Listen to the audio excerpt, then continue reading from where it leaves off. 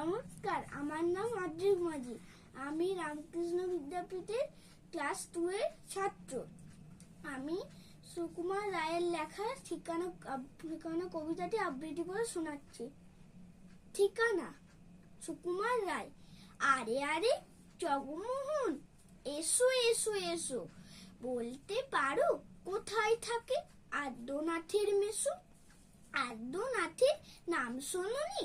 খগেনকে তো চেনো, শ্যামবাগচি খগেনেরই মামা শ্বশুর যেন। শ্যামের জামাই কেষ্টমোহন, তার যে বাড়িওয়ালা, কি যেন নাম ভুলেই গেছি, তারই মামার শালা। তারই পিসের খুব দুটো ভয়, আদ্যনাথের মেসো।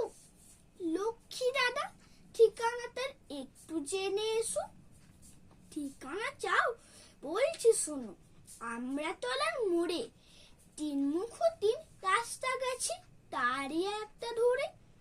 চলবে সিধে নাক বরাবর, ডান দিকে চোখ রেখে। চলতে চলতে দেখবে শেষে রাস্তা গেছে বেঁকে। দেখবে সেথায় ডাইনে বাঁয়ে পথ গিয়েছে কত, তারই ভিতর ঘুরবে খানে গোলক ধাঁধার মতো। তারপরেতে হঠাৎ বেঁকে ডাইনে মোড়ে মেরে ফিরবে আবার বাঁয়ের দিকে 3টি গলি ছেড়ে। তবেই আবার পড়বে এসে আমরা তলার মোড়ে। তারপরে যাও যেথায় খুশি, চালিও না কোমরে। নমস্কার।